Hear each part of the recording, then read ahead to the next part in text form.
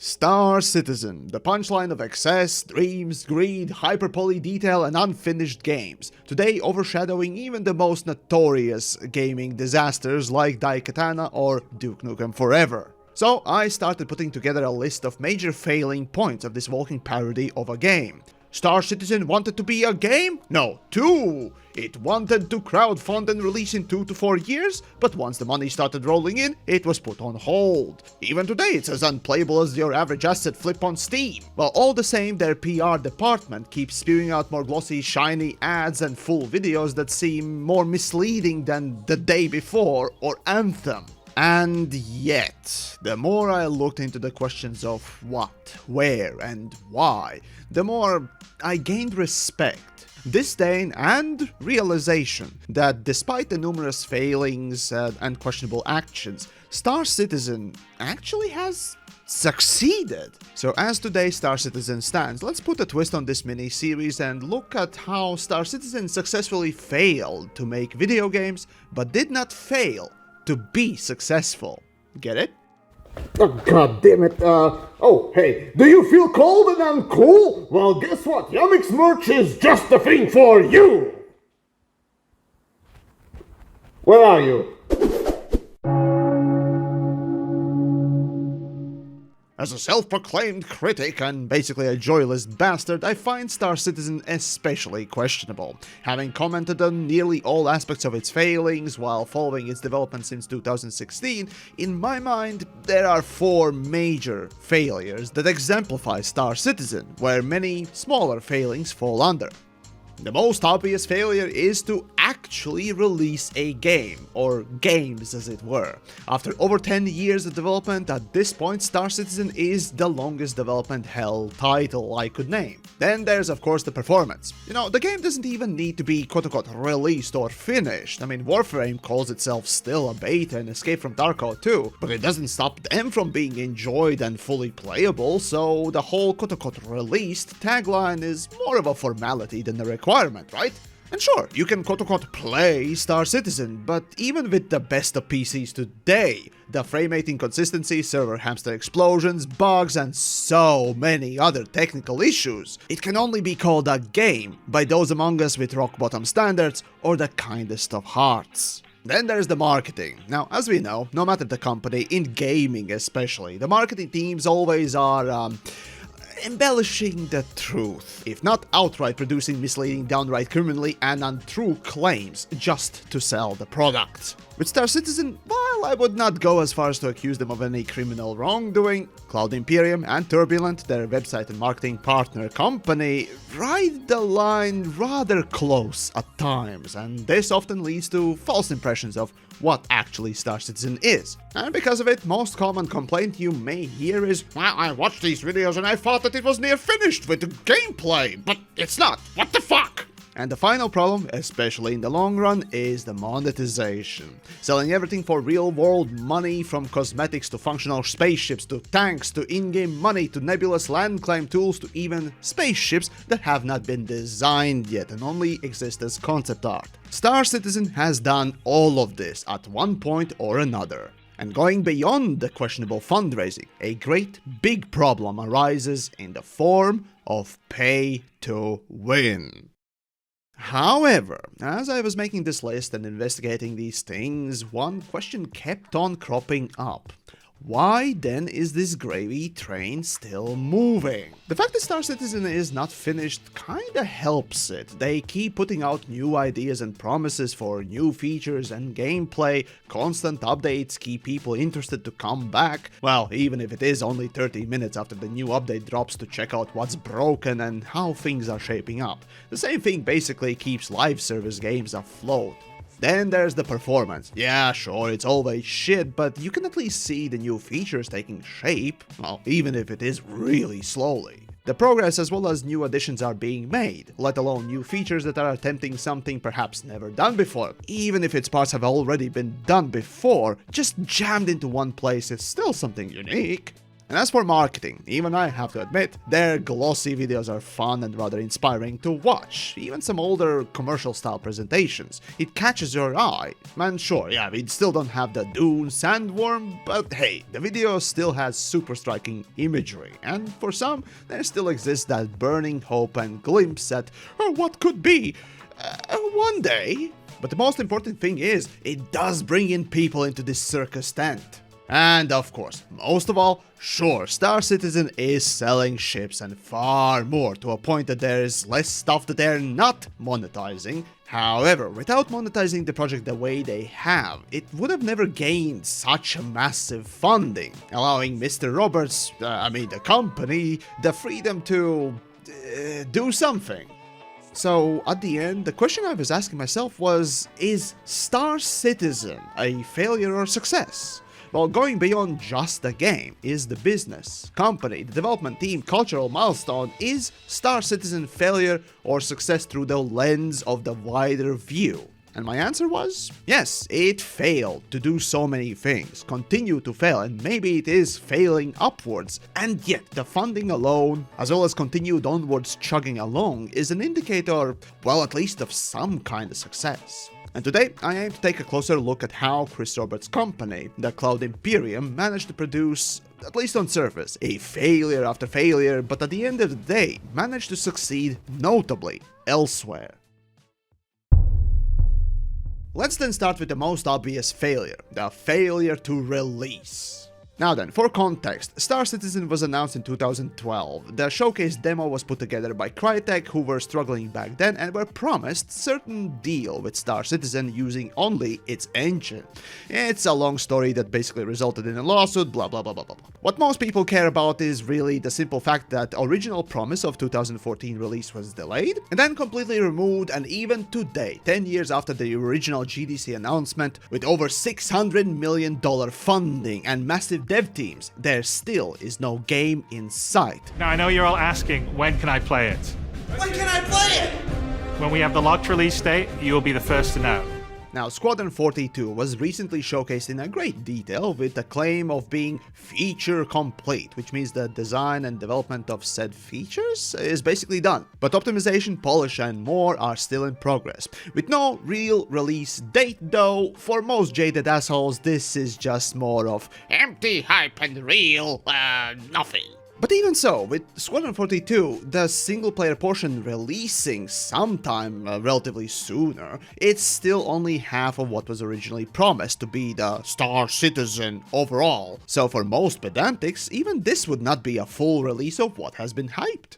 So, where's the failure? Well, obviously, Monkey has no game to play. See, people put their trust in the company with expectation that it would be met in a timely manner.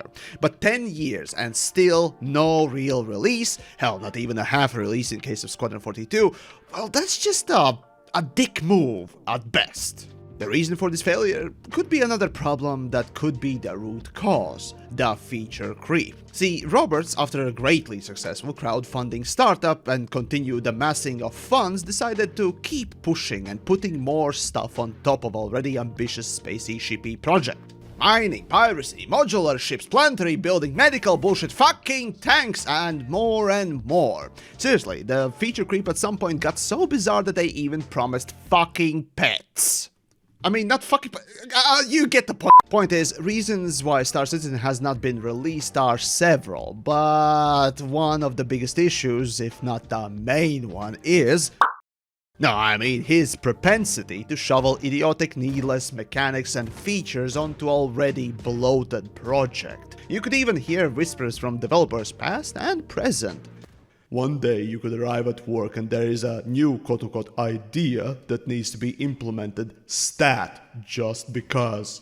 As a result, another failure that comes out of this constant feature creep is not only delayed development with the constant shifting goalposts, but also that you need to redesign the existing features to match the current feature set and design. I can't tell you how many redesigned things I have seen in my 7 years of following Star Citizen alone. And I'm just the outsider. I can only imagine how stressful and pointless must it feel for programmers and designers to have to implement and thus again scrap their previous work just because a quote-unquote new idea came down from on high? And so Star Citizen continues to never be released for 10 fucking years. However, this constant need to update or redesign gets worse and worse the more features get added. Ultimately, it is a race against the clock and it's a losing battle. And Star Citizen is already starting to look, well, somewhat dated and simply can't catch up to quote-unquote modern games as much with a pile of bloat behind them. But where does the success come in? Well, setting aside my analytical insight, the constant new feature releases and updates for the general public is a pretty fun thing. More than a few times I've heard people say that, well, hey, Star Citizen is constantly getting an update and the new features, they stream and release videos, it's a constant circus of fun. And this is where their success lies. Like chasing a carrot at the end of the stick, the chase is often far more engaging than actually reaching the carrot and using it.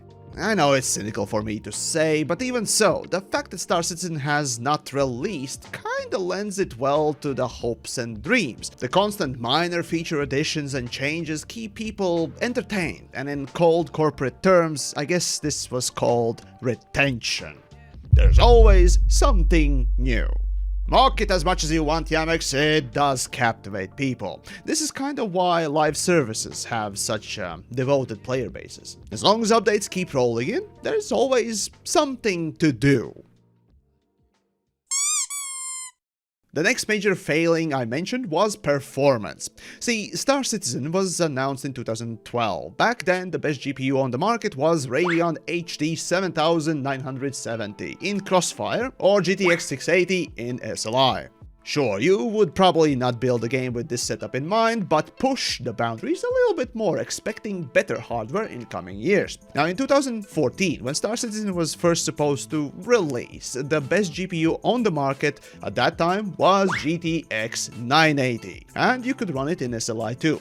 Today, however, the best GPU is RTX 490, which is approximately, on average, 3 to 4 times, and I repeat, 3 to 4 times better. See, the reason I point this out is that in these 10 years of ever-evolving hardware, the overall performance of Star Citizen has barely improved. Now, obviously, I'm ignoring a few things, but your average Joe Blow won't give a fuck. The simple reality for him is that Star Citizen is, still to this day, running like shit. So this failure in performance arises from a few smaller issues. First, the scope creep that I mentioned and the constant redesigning. With more hardware power, the developer is given a bit more room to work with, which is not a bad thing, if you don't use the extra headroom to be lazy or cover up your shit coding, optimization, or structure. However, granted, Roberts really wants to make the prettiest game out there, so textures, models, and more need to be either expanded or improved, again lending to more redesigns or re-implementation. Just think how many times certain ships have been remade. Hell, my poor Mustang Alpha got fucked over a few times. I mean, it used to look like this! And not to mention the fact that despite being 10-year-old, there still is no foundational game balance. Yes, you heard it right. The reason why ship weapons, modules, and more have 0 stats visible is that there are no stats. I mean, sure, they deal damage, etc, but all of them are placeholder. Only now with the master modes we can start seeing some kind of foundational game balance being implemented. You know, something that should have been written down in planning stages of development, so that you know, at least in theory, how the game will be played. But nope, Star Citizen just threw a bunch of features in ass backwards development. Oh, and speaking of, the second reason why Star Citizen's performance sucks is its unorthodox development cycle. So, the framerate sucks ass, but the framerate in Star Citizen is mostly controlled by the fucking servers. Now, the servers and the hamsters suck ass because they're Amazon Web Service, hot trash fire garbage. But don't worry, these servers are temporary solution until they can implement server meshing. And server meshing is a kind of a new type of a decentralized mega server cluster from smaller server nodes, blah blah blah blah, no one cares. Pyro can't be added to the Precision universe until server meshing is in. Server meshing needs prerequisites like persistent entity streaming coming in 3.18, and these things all take several months and months to do.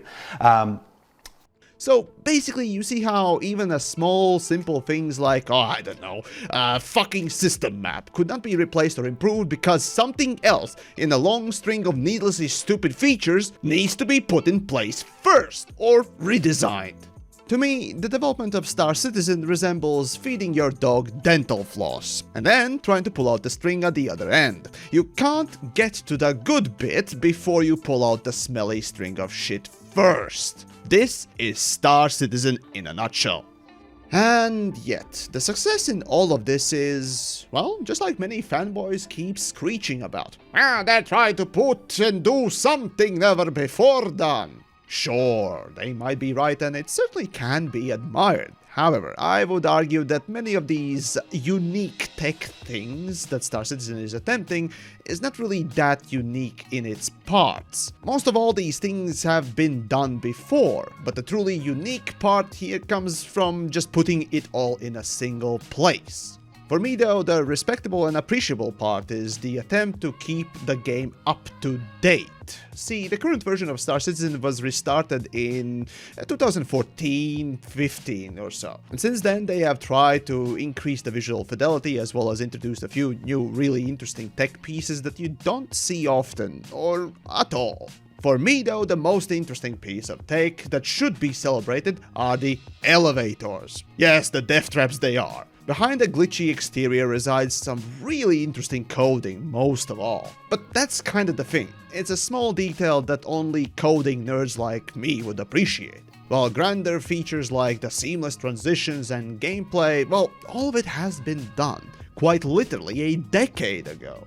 And yet, for all the failures of making this alpha actually playable or setting actual game balance and design in stone, something that should have been done in the planning stages of... Anyways, I admit, the success in adding little features and maybe even attempting larger ones are actually admirable, if for nothing else but being a canary in the mineshaft for the rest of the industry. Though let's not ignore that these constant additions and redesigns of smaller things in process do succeed bringing in people and keeping them around at least for a while. Then, what about the marketing? Now, first off, no one's gonna deny the promotional content surrounding Star Citizen. Even the more blasé dev updates are rather good looking. However, when it comes to representing how Star Citizen works, looks, and acts in these videos, well, there are some discrepancies, to say the least. For example, this is how the medical update, the 3.15, was presented in a trailer. A catastrophic injury, but you're okay now. Now don't rush anything. You're free to go when you feel comfortable.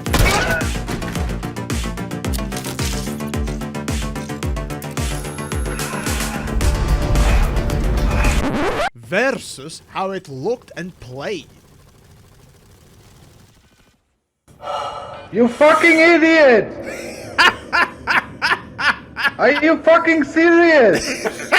Fucking noob, man. Another questionable decision was not only selling in-game assets like ships, but selling pure concept art. This is where the phrase quote-unquote selling JPEGs comes from. For example, Retaliator ship. Well, there are two versions of that ship, one with space torpedoes and one with intended modular interiors. Today, even you can buy both of them with their respective price tags of around $300 fucking dollars. But this is more of a pleasant case compared to something like the mega ultra super ship that is the, for example, Hull E, which costs $750 and has been in quote-unquote production for about a year. Not to mention some other examples. See, the failure here is that Star Citizen is still, to this day, selling these concept quote-unquote space JPEGs. And well, sure, back in the day in Kickstarter, okay, fine, you can understand that you're desperate to fund this thing in general. So you're just gonna be throwing anything at the wall and see what sticks, what people want to buy. So if promising some spaceships with some nebulous mechanics, though a bit questionable, fine, need to fund this project now. However, today selling concept art with vague plan in place where the ship itself could change during production quite drastically is just plain irresponsible and frankly, greedy. Of course, it doesn't help the fact that there is no game balance foundation. So even the stuff that you have purchased right now and is accessible in the current playable alpha, after a year, 2 on the release, or whenever the fuck that is, the thing that was sold in a promise might not even be in the end what you bought. Kind of like my Mustang Alpha, though not to say that the current version is better or worse than the old one. Now, even if marketing team is wholeheartedly being honest about what the in-concept space JPEG is supposed to be, it could easily change during production. And if you want an example, well, let's say you go to a restaurant and order a risotto. Then, after patiently waiting, you're presented with egg fried rice, and the waiter says, "Ah, well, sorry, the cook burned the rice, so we decided to make good egg fried rice. Just trust me, it's good." And yes, it could be good, but just as well it could be bad. But the most important thing here is, it simply is not what you ordered or what you were promised. Where's the accountability and responsibility? Even if they had the best and honest intentions in mind, it simply is irresponsible actions driven by greed. But then there are the cases of blatant and flagrant misrepresentation. For example, this is how 3.0 back in 2018 was presented in a trailer.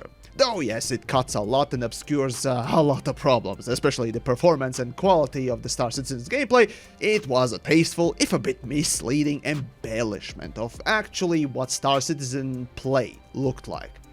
Then skip 3 years later and the trailers for the big updates look like this. And while at the same time the reality looked like this. More and more their PR team were misleading the public about how Star Citizen played and the state of the quote-unquote game was and still is. Now, if I remember correctly, in America, FTC dictates that there has to be quote-unquote truth in advertisement. And sure, that clip had no tag claiming that it was gameplay. So then why the fuck was it made to look so much like gameplay in the first place? And I don't think that I need to answer that question for anyone. It's obvious. You can't sit there and tell me that, oh, I was just there to make it look pretty and showcase the idea of the concept, right? They clearly made it look like gameplay for the same reason Anthem, Killzone 2 and Watch Dogs were criticized for. It's a disgusting practice that must stop. Oh, and this is not the only case. There are plenty out there, so don't think that I'm just picking on this one instance. However, let's ignore the reason why these videos exist. Now, you remember that the day before trailer? Yeah, it was pretty cool. It in fact made the game the most wishlisted Steam title ever. Well, that is until the time came to actually showcase the gameplay and the people realized it was all fake. Point is, these bullshit trailers, though highly misleading, do have a great effect, and that is generating hype. Like for example those ship commercials. No gameplay, all pre-rendered animations and cam shots. Sure, they may be advertising a ship that might not be fully done or hell even designed yet, but we got a glory shots to drive the hype, evoke hopes and dreams and, while not necessarily mislead people, also promise or at least hint at a certain type of gameplay that might appear in the future. Like for example, exploration. And those hints of new types of gameplay are powerful, even if they are showing off some ship exteriors in glory hole wank shots. Beyond it could be implications of future gameplay that for theory crafting hopefuls is a wonderful thing to behold. It could be fun, even I get taken in sometimes. Well, that is before my Latvian cynicism kicks in. Still, if there is one thing I can utterly enjoy in all its glory, it's the creative promotional content, like the ship commercials, especially those Jeremy Clarkson impersonations, even if they are rip-off clones. Robert's Company or Turbulent don't need to overhype or mislead people to generate attention to Star Citizen, when they got already truly fun cinematic trailers. And though they do set a tone of being a little misrepresentative, I still think they are far and beyond more creative, fun, evocative, cool, attention-grabbing and awesome way of marketing the project, rather than attempting to fake and bullshit your way through these bullshit trailers to make the general outside public think that Star Citizen is more playable when it's not. And so we finally come to the biggest failure and success, the monetization.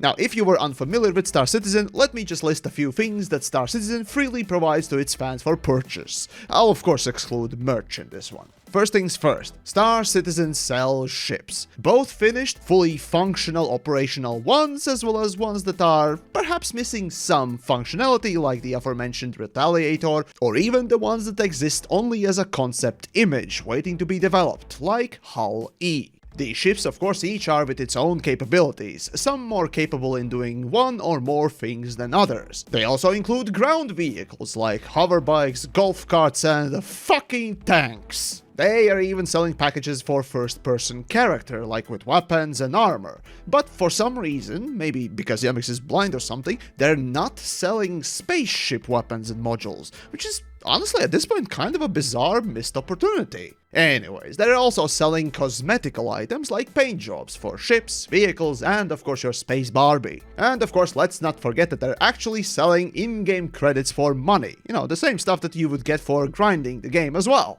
And if that's not enough, there is a monthly subscription service where you get both in-game and out-of-game goodies, like access to a test server of a test server, because, you know, Star Citizen by default is already basically a test server. Anyways, also, this subscription service offers the ability, and yes, ability to access to buy event tickets to certain tier subscriber meetups and more.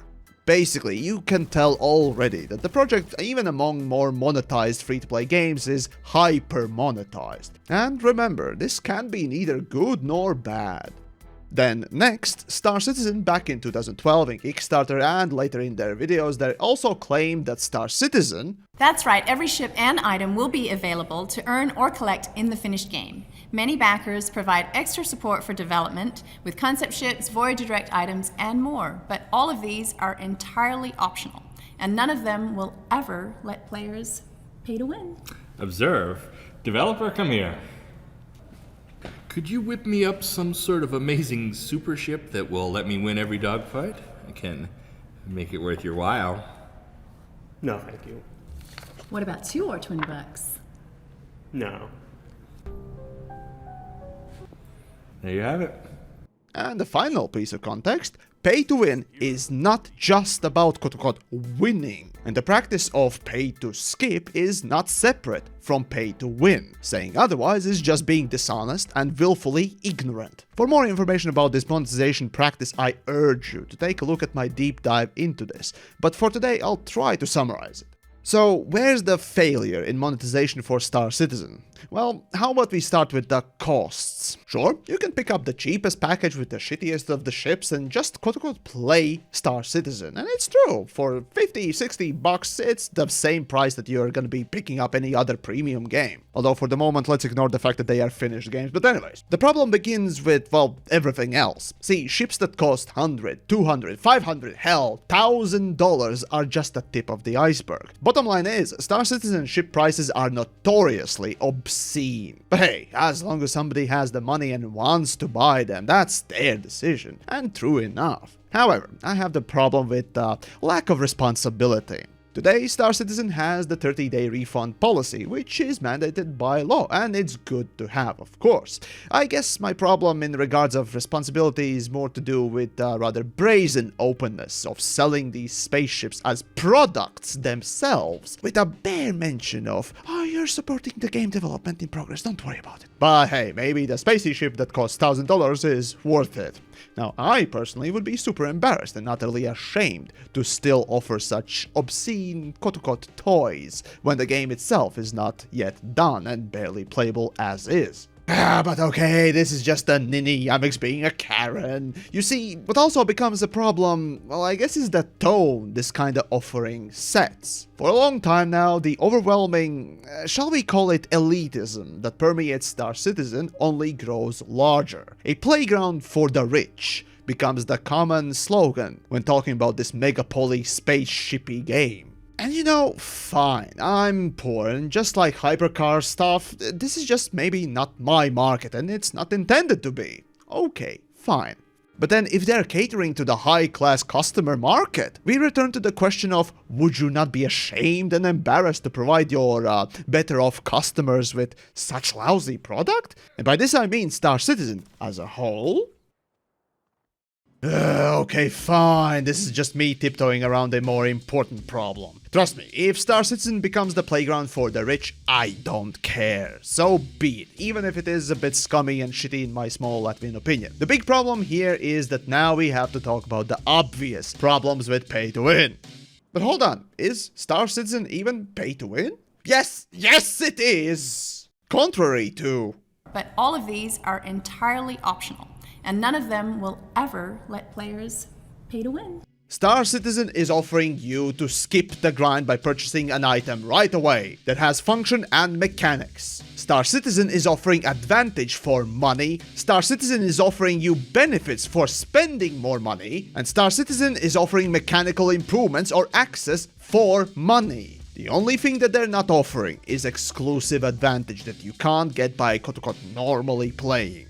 See, pay to win is not just exclusive stuff you can buy for money. It's about using money to gain power in addition to normally or not normally playing. And denying it is only willful ignorance, turning a blind eye, or malicious intent to mislead.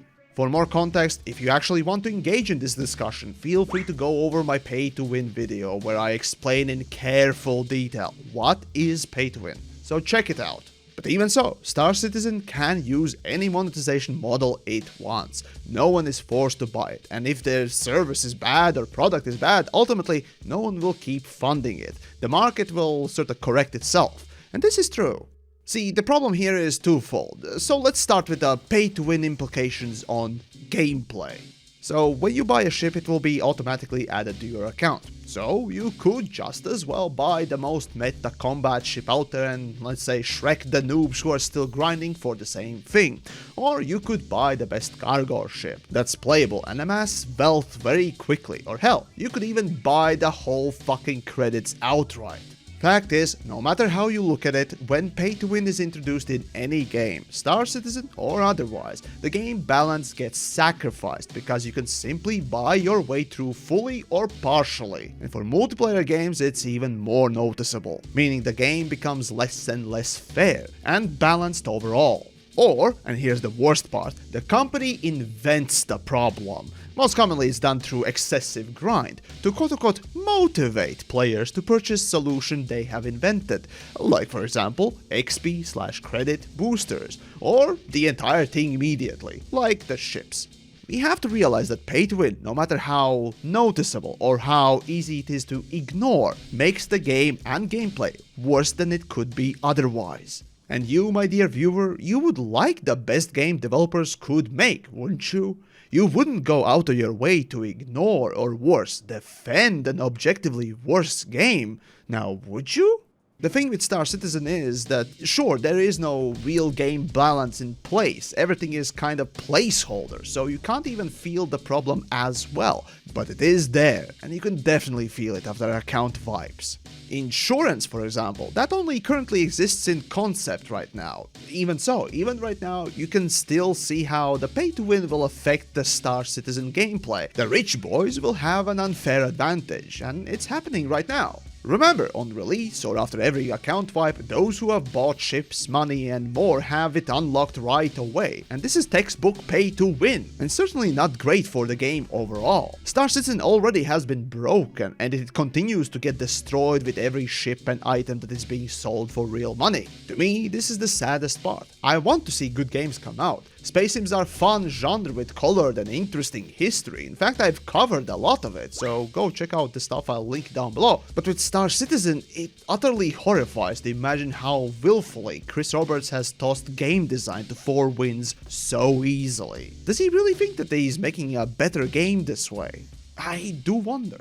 But, you know, fine, maybe Star Citizen could be the first really great pay-to-win game, despite the obvious gameplay balance and design sacrifices. Maybe Chris Roberts could make something cool by using pay-to-win to fund it. But then, they decided to be dishonest and mislead people in the process. And none of them will ever let players pay to win. Here, as well as in Kickstarter, they choose to reinforce this blatantly false perception that pay to win only and only refers to the stuff that is exclusive to buying with money and you couldn't access it in any other way. To make selling in-game assets and power more appealing and seem less unfair or game-breaking, they had to delve into deceptive marketing, which is truly disgusting, especially for a project that claims to give such an open access for how they do and develop this mega game. See, at least I could respect Cloud Imperium for selling spaceships, actual functional parts of the game, if they chose to be honest about it. Or hell, shut their mouths and say nothing. Even that, though more cowardly, would have been more understandable than propagating false narrative, manipulating, and let's be frank here, preying on the problem spenders by not only offering the obscene purchases, but cultivating also narrative that is, no, this is not bad, we're selling mechanical advantage, don't think about it, it's totally not pay to win, trust me, bro. But to take a little aside, there is a reason why I choose to take more abrasive path in life, and here now as well. Well, aside from the fact that I'm Latvian and it's kind of our shtick, I don't want to make you feel good. I want you to think, not only to simply agree with me, but in fact to combat me and come to your own conclusions. Right now, there are so many people out there that simply want to make you feel good, feel comfortable, and thus goad you into agreeing with them or take their word as gospel. It doesn't matter what the truth or honesty is, it's simply to get their way, and Star Citizen is no exception. And yet, here we come to talk about the success of Star Citizen, through sheer failures. And in case of monetization, well, you can't argue with a near $700 million budget earned over 10 years. Well, I'm here squirming in my corner with nary a pittance in my pocket, and I mean, just look at my Patreon. I'm supported by mighty generous but a small bunch, and I thank them for it regardless.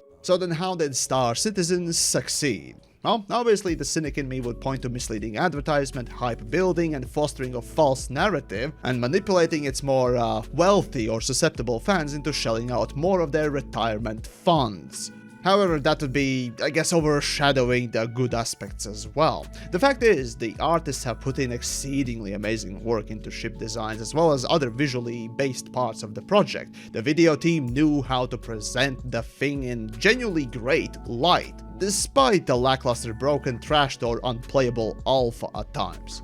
And, of course, let's not ignore pay to win either. Most importantly, without selling power in form of spaceships, in-game credits, and more, funding would have never reached the levels it has, thanks to which, good or bad, Mr. Roberts and the company can afford to try new things, putting in some silly features that might otherwise be, I guess, waste of time. And thanks to this funding, they could even try something groundbreaking in the form of, for example, server meshing. And though I am utterly cynical and have zero faith in this tech, I would love to be proven wrong. I really do. So then, Star Citizen. It has failed in so many ways, but, well, at least for now, despite the major failures to do most things right, they have succeeded by the sheer funding numbers alone. Hell, the cynic in me would even say that they don't need to release a video game at all and could continue perpetually releasing ships and promote them and their gameplay on dreams and promises alone. It is the sunk cost by now, so whatever will come next is probably only a positive for the truly desperate, but I'll keep my eye out still.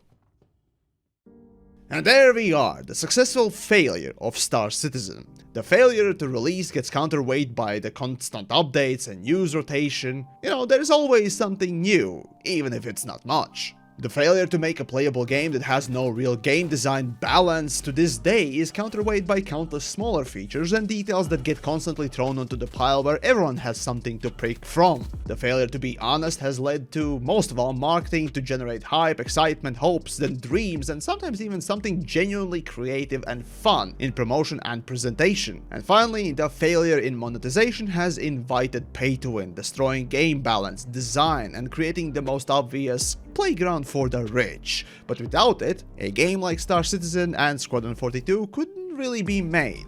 The tech, the look, the design, none of it really could be as grand or promising. So that, in the end, is the successful failure of Star Citizen. At least now, over 10 years since the original announcement. So, what do you think? Did you think? Was I abrasive enough to galvanize you into thinking? Well, let me know down below. Anyways, I read through these, so let me know what you think. And so, as always, a massive big thanks to the biggest supporters, like these fine folks supporting me through Patreon or YouTube members.